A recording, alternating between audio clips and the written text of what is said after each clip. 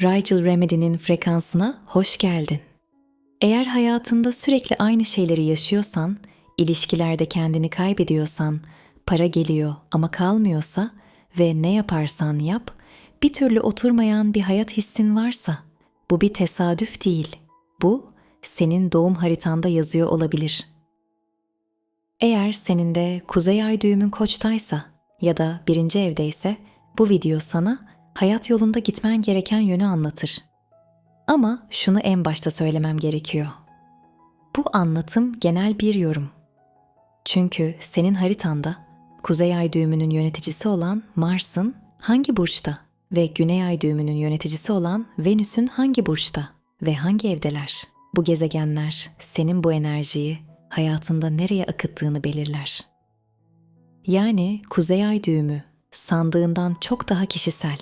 Eğer kendi haritan üzerinden bunu net görmek istersen, birebir astroloji danışmanlığı için bana ulaşabilirsin. Şimdi genel resmi birlikte görelim. Senin kendi en iyi versiyonuna ulaşmanın formülünü. Ama bu formül konfor alanında değil, tam tersine seni zorlayan yerde gizli. Sen bu hayata rahat etmek için gelmedin. Sen kendi yolunu açmak için geldin. Eğer senin de Kuzey Ay düğümün Koç'taysa ya da birinci evdeyse, hayat seni aynı yere götürür.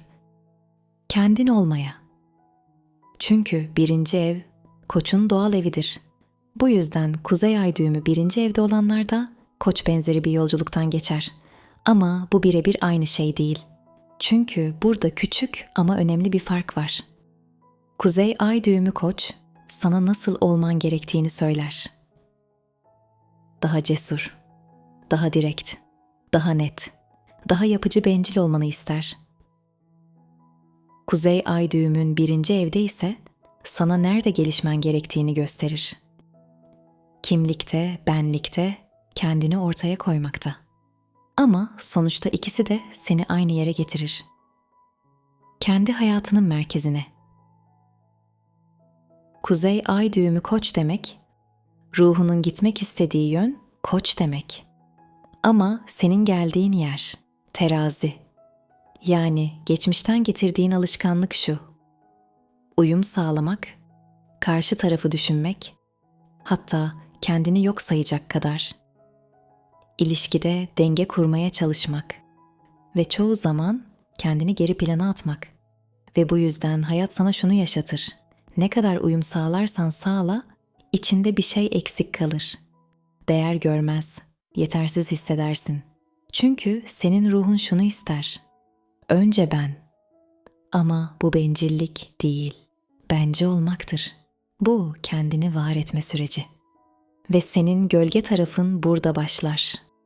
Kendini ertelemek, karar verememek, onay beklemek, ayıp olur diye geri çekilmek, ilişkide kendini kaybetmek, o seviyor diye onun sevdiği gibi olmak, yani kendi özünden uzaklaşmak, kendi önceliklerini başkası için ötelemek, hatta bırakmak, sınır çizememek, hayır diyememek, kendi gücünü başkalarına devretmek, sürekli uyum sağlama ihtiyacı, herkesi memnun etme çabası, kararsızlık ve başkalarının sana kim olman gerektiğini söylemesine izin vermek, denge bozulmasın diye her şeye evet demek, idare eden taraf olmak, politik davranmak, kendini başkalarının gözünden görmemen. İşte bırakman gereken yer tam olarak burası. Ve en önemlisi, biricik, tek ve özel olduğunu bilmek. Çünkü sen sevgi verirken kendini unutuyorsun. Çok veriyorsun. Çok anlıyorsun.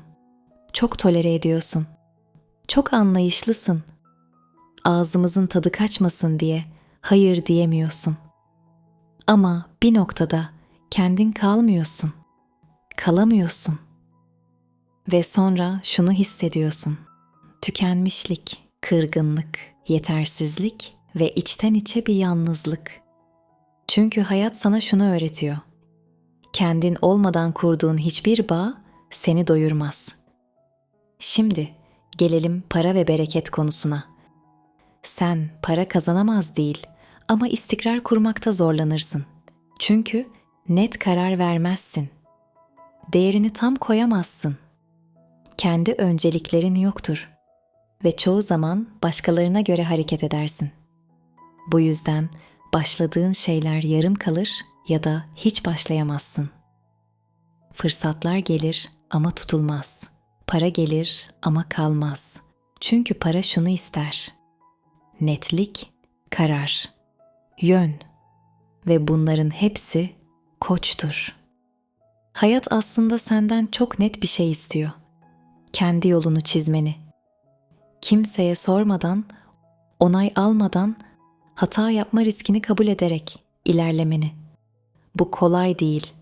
Çünkü bu süreçte eski sen parçalanır. Bağımlılık kırılır. Onay ihtiyacı çözülür. İlişkide erime hali biter. Ama bunu yaptığında da yeni bir sen doğar.